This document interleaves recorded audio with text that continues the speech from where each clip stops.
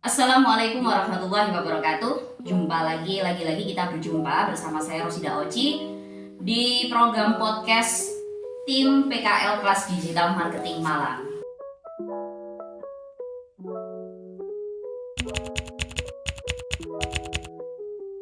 Oke, sebelum saya mulai podcast di pagi hari ini, saya ingin sedikit bercerita tentang tim saya satu ini yang saya undang di podcast pada pagi hari ini. Rambut panjang, hitam tergerai, membuat siapapun terpesona melihatnya. Hitam manis warna kulitnya, bagian dari salah satu ciri khas wanita asli pribumi Indonesia. Suara yang khas dan indah ketika bernyanyi, tak luput dari pendengar setia dari sosok satu ini. Namun siapa sangka, keahlian mengelola konten video dan menjadi host live streaming pun juga tak lepas dari bakat tim saya satu ini. Maka tak heran jika semua mata tertuju padanya pada podcast pagi hari ini. Tanpa panjang lebar, saya panggil tim saya satu ini, Dea Ayu Pitaloka.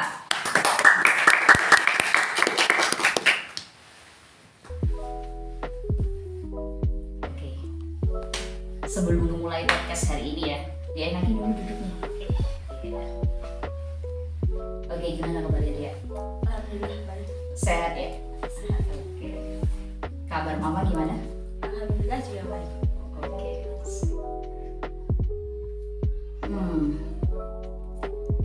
Sebentar ya guys. Jadi kalau memang masih pagi sebenarnya harus semangat ya. Cuma emang hari ini cukup padat, jadinya saya sendiri podcast ini akhirnya kita bertemu lagi nih di podcast dari yang sebelumnya kan memang sudah ada tim yang lain ya yang sudah podcast, dan kali ini adalah saya kedatangan tim saya satu ini. Saya biasanya memanggilnya Dea, tapi nama lengkapnya Dea Ayu Pitaloka. Oke, Dea, sebelum kita ngobrol panjang di podcast kali ini, saya ingin kamu memperkenalkan diri dulu nih. Biar nantinya untuk teman-teman online yang sudah tahu tentang channelnya Kelas Digital ini, akan tahu kamu dan juga aktivitas teman-teman di sini nantinya. Silakan. Oke, halo semuanya. Kenalin, nama aku Dea Ayu Pitaloka. Aku bersekolah di SMK 11 Malang. Sekarang aku udah kelas 12. Dia udah 12. Dan sekarang aku lagi PKL di Kelas Digital Malang. Jadi sama Bu Oci juga. Oke, SMK 11 ya? Iya. Ada cerita kenapa akhirnya harus memilih SMK 11? Padahal SMK yang lainnya itu juga banyak kan? Entah itu yang di Kota Malang ataupun yang di Kabupaten Malang kayak gitu. Kenapa? Karena waktu SMP itu kan ada teman juga yang udah masuk duluan di SMK 11. Terus sharing kalau ternyata SMK 11 tuh kayak gini, bagus-bagus, juga seru-seru juga gitu kan. Belum tahu kalau tempatnya juga agak jauh juga belum tahu, tapi udah tertarik duluan gitu. Jadi langsung aja waktu hampir lulus kelas 9 SMP itu cari-cari tentang informasi tentang SMK 11 dan ternyata lama-lama karena beneran tertarik ke situ. Meskipun sebenarnya orang tua minta yang tempat lain, tapi kekehnya ke situ. Jadi akhirnya masuk ke SMK 11 itu. Oke, ada alasan kenapa pada akhirnya harus memilih TKJ? Karena tertarik dengan pengetahuan baru, pengen tahu apa sih sebenarnya yang dipelajarin dari TKJ itu, apa aja, ngapain aja, dan harus ngelakuin apa aja gitu. Jadi tertarik ke situ. Mas, berarti masih ini ya? Kebetulan kan kalau saya lihat di tahun angkatanmu itu bisa dibilang angkatan COVID-19 ya. Dimana untuk sekolah kita tahu sendiri bahwa hampir 2 tahun kalian itu melakukan sekolah lewat online atau daring. Apa pendapatmu terkait sekolah ketika memang diwajibkan harus daring, tidak harus bertatap muka secara langsung? Berdampak nggak? Ibaratnya gini, kalau semisal kita sekolah dengan tatap muka, otomatis antara teori yang diajarkan guru di sekolah dengan praktek sesuai dengan jurusan masing-masing itu kan akan lebih enak ya seharusnya dibandingkan daring. Karena kalau daring seperti yang kita tahu kebanyakan siswa itu hanya sekedar menyalakan zoom-nya, tetapi ketika guru menjelaskan kebanyakan tidur atau off cam gitu. Gimana menurut pandangan? Kalau menurut pendapat saya sendiri itu sebenarnya saya agak kurang seret sama school from home itu kan ya, kayak udah bertahun-tahun sekolah bareng teman-teman, ketemu teman-teman, terus kan Abi pasti pengen ngerasain euforianya ketemu teman baru di tahun pelajaran baru, apalagi di sekolah baru gitu kan. Udah excited, oke, besok mau ketemu sama teman-teman baru. Dan ternyata tiba-tiba dikasih informasi bahwa kita disuruh buat luring gitu kan ya. Jadi kayak apa ya, perasaan bahagianya tuh berkurang sedikit gitu. Oh, Lebih iya. banyak ke bosennya karena kan belajarnya sendirian di rumah. Betul Harus sekali. memahami sendirian. Padahal kan biasanya tuh banyak teman-teman, kalau nggak tahu kan tanya teman gitu kan. Jadi perasaannya berbeda gitu. Oke. Kalau untuk pelaksanaan kelas industri sendiri di jurusan kamu seperti apa? Apa sama daring atau ini tatap muka? Kalau buat industrinya sendiri kita tatap muka langsung. Tatap muka. Iya. Tapi tetap di sekolah atau di tempatnya?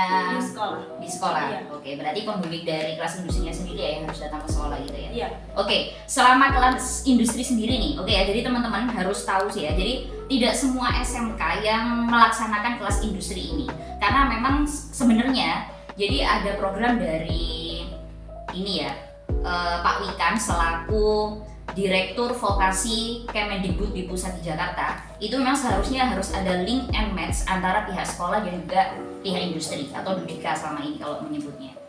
Jadi di kelas industri sendiri, saya pengen tahu nih, coba ceritakan ya, sedikit cerita aja. Apa saja yang kalian kerjakan ketika kelas industri itu? Banyak, kita belajar banyak banget tentang web karena kan kita juga ambil jurusan TKJ ya. Oke. Fokus ke situ. Ha-ha. Web segala macamnya dan rincian-rinciannya juga kita belajar dalam yang ada di dalam komputer itu tadi. Oke, ha-ha. Ya udah kita Itu belajar aja. setiap hari ya. Oke, kalau untuk terkait dengan teknikal misalnya harus menyambungkan kabel ini kalau saya baca itu disinkronisasi TKJ ya. Itu kan salah satunya juga ada itu kan seharusnya. Ada nggak diajarkan? Tapi nggak ada. Nggak ada. Nggak ada. Oke. Berarti full mainnya ke web ya. Betul. Oke. Aku juga pengen tahu nih Dea. Dea pertama kali pada akhirnya jika tahu dari sekolah dikelompokkan untuk PKL di kelas digital, itu apa yang kamu pikirkan ketika itu? Sempat mencari informasinya nggak? Atau mungkin hanya dari satu sisi aja dari pihak guru yang memang nanti kamu penempatan di sini udah clear selesai tanpa ada cari informasi dan yang lainnya? Iya kayak gitu. Langsung terima jadi gitu aja. Oke, berarti sebelumnya nggak pernah terfikirkan ya bahwa nanti aktivitasnya kayak gini, terus latar belakangnya pas digital kayak gini? Enggak. Oke. Tapi setelah sudah tahu, udah datang pertama kali ke sini, apa yang kesan kamu yang kamu pikirkan saat itu?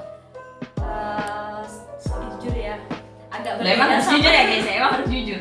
agak berbeda sama yang biasanya diajarkan di sekolah Ah. gitu kan. Kalau kita kan di sekolah fokusnya ke web, tapi di sini Hmm. kita fokusnya ke digital marketing. Jadi Betul. agak apa ya? Ya penyesuaiannya diulang di Ah. awal lagi, penyesuaian Oke. baru lagi gitu. Adaptasi ya. Iya betul. Terus ya, Ya, gitu. itu doang. Oke.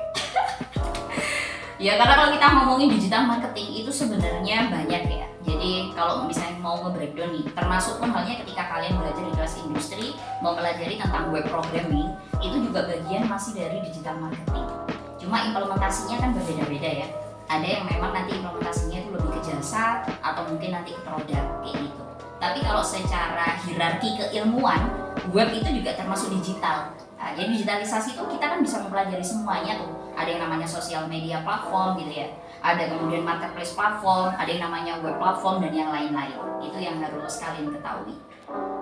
Terus apalagi deh yang kamu dapetin nih pengalaman selama PKL hampir 3 bulan ya di tempat saya? Ya yang aku dapetin lagi bisa lebih apa ya? Bisa lebih explore tentang pembuatan konten. Oke. Terus habis itu tentang bagaimana sih memasarkan produk-produk yang apa namanya? Yang belum pernah kita lakuin gitu loh. Maksudnya cara pemasaran produk itu tadi gimana, buat bikin kontennya gimana gitu. Gitu. Iya. Oke. Tapi ngerasa ya pengalaman itu kamu bener-bener dapetin. Rasanya baru banget. Kalau saya boleh tahu nih, goal kamu ke depan itu apa sebenarnya setelah kamu lulus dari SMK tentunya? Mau lanjut kuliah kah atau mungkin ada keinginan untuk bekerja atau gimana gitu? Buat terusnya sih sebenarnya bekerja setelah lulus sekolah, habis itu kalau udah dapat kesempatan mau lanjut kuliah. Pernah ngerasa nggak sebenarnya bakat terpendam dalam diri kamu itu apa sebenarnya? Terpendam. Iya. Apa Ya yang lebih mendekati passionmu kayak gitu. Kalau saya misalnya ditanya sebenarnya ketika sudah tahu profesinya saat ini fokusnya di digital marketing itu apa emang sudah ada dari sebelumnya? Kalau saya akan menjawab ada. Meskipun dulu awalnya saya lebih suka ke IT ya. Jadi kalau ditanya dulunya apa mata kuliah yang paling saya favoritkan itu sebenarnya informatika. Meskipun sebenarnya banyak pemrograman di situ, tapi saya berasa di situ tuh kayak petualangan aja, memahami bahasa pemrograman, berkutat dengan yang namanya teknologi itu saya senang. Sampai akhirnya seiring berjalannya waktu kan terfilter dengan sendirinya ya. Jadi profesi yang saya jalani saya sekarang ini itu nggak lain dan nggak bukan dari 5 tahun yang lalu yang memang pernah saya sukai dan akhirnya harus mengarah ke sini ketika harus saya fokuskan gitu. Pernah nggak kamu sempat kepikiran gitu, misalnya kamu saat ini hobinya membaca buku kah atau bernyanyi atau apa kayak gitu? Kalau tentang kepikiran ada cita-cita, lebih ke cita-cita. Iya, oke. Your Pengennya, dreaming. ya. Pengennya jadi lawyer. Lawyer. Iya. Selain itu Singer. singer. Iya. Oke. Alasannya apa? Karena kan sebenarnya dulu belum kelihatan kalau bisa nyanyi gitu. Oke. Tapi kata orang-orang tuh, kata orang rumah, kata keluarga, kata teman-teman, suaranya pas banget. Kenapa nggak ikut audisi aja gitu? Oke, terus? Tapi kalau mau ngandelin audisi aja, terus kan takut. Emang pesimis dari awal sih, takutnya nggak bisa lolos atau mungkin takutnya belum rezekinya di situ. Jadi kira buat hobi-hobi aja gitu, buat suka-suka aja. Pernah untuk mengikuti sekolah tes vokal? Nggak pernah. Ingin mencoba tapi? Kalau ada kesempatan? ya. Oke ya, jadi begini ya guys ya. Siapapun kalian yang melihat podcast pada pagi hari ini, carilah bakat kalian sedini mungkin. Karena apa? Karena ketika nantinya kita sudah menapaki yang namanya kehidupan, kita udah nggak bingung lagi harus berpikir, aduh aku pengennya kemana ya. Kalaupun misalnya itu kuliah gitu ya, ataupun kalau misalnya pun nggak kuliah, jadi tahu. Oh ya udah saya nggak kuliah, saya pengen bekerja misalnya, mau fokusnya jadi single singer gitu ya, entah itu nanti di acara-acara pernikahan atau event-event yang lain gitu. Karena kalau misal kita nantinya sudah mau fokus di satu bidang, fokuslah dan jadilah yang terbaik di sana. Kalau saya selalu menitipkan pesan ke alumni itu, kalau orang lain bisa memberikan layanan yang terbaik, misalnya 100% gitu ya, kamu harus bisa memberikan layanan 101. Jadi jadilah orang yang punya value dan plus 1 gitu. Nanti biasanya itu yang akan selalu dicari sama orang lain kayak gitu. Oke Dea, SMK 11 ya, dari rumah berapa jauh lokasinya? Kalau berapa Lumayan. jauhnya, ya lumayan jauh. Oke, padahal di Kepanjen aku lihat kemarin itu kan ada SMK COE itu ya, Iya. Center of Excellence yang di kanan jalan. Kenapa nggak pikiran untuk masuk ke SMK sana? Maunya di kota. Oke, kenapa? Ya karena SD udah di daerah sana, terus SMP juga udah di daerah sana. Udah bosen gitu ya? Iya, udah sama lingkungannya. Oke, kayak gitu jadi ya di kota. Boleh aja sih. Berarti nanti kalau kuliah juga harus di kota ya, jangan kembali di daerah-daerah. Kalau bisa kota. di luar negeri. Oh, amin. Kejar aja yang namanya scholarship. Ya, kejar scholarship, perbaiki komunikasi terutama di bahasa Inggrisnya. Karena kalau untuk keluar negeri itu seminim-minimnya harus ngikut test to week ya. Nanti kalau untuk mengejar untuk S2-nya dan mengerjakan tesis itu paling tidak harus sudah IELTS gitu. Ya, minim kalau untuk TOEFL terakhir itu saya 550 poinnya TOEFL, nggak tahu sekarang ini karena tiap tahun kan pasti ada rules yang memang berganti-ganti kan kayak gitu. Sedangkan kalau untuk IELTS sendiri minim tuh harus 7 poinnya ya, kebayang kan? Jadi silakan mulai sekarang sudah belajar untuk tandem mencari teman yang sekiranya lancar di bahasa Inggrisnya. Dengan seperti itu nanti menambah kosakata kamu juga ya ketika harus ibaratnya ngemulai untuk berani berbahasa Inggris dibandingkan yang lain gitu ya. Oke deh ya, satu lagi sebenarnya ada beberapa pertanyaan lagi. Sampaikan kesan pesan kamu selama PKL di sini, harapannya itu apa dan kayak gimana? Kesan-pesannya seneng banget bisa kenal sama Bu Oci, bisa dapat pengetahuan baru dari Bu Oci juga tentang apa itu digital marketing, seperti itu gimana caranya bikin konten dan lain sebagainya. Terus sama teman-teman sama tim-tim yang lainnya juga yang yang temennya baru kenal juga gitu, bisa adaptasi. Jadi seneng banget dan semoga aja di waktu-waktu berikutnya di tempat-tempat yang lainnya juga, bukan di sini, kita bisa tetap ketemu, bisa saling jalin silaturahmi, tetap temenan juga dan share-share tentang segala macam juga gitu.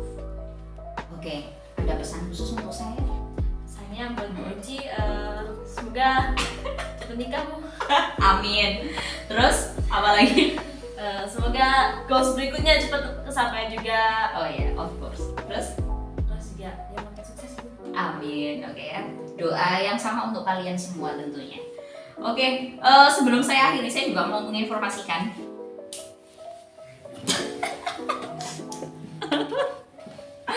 Oke, ya. Ini ada produk saya, guys.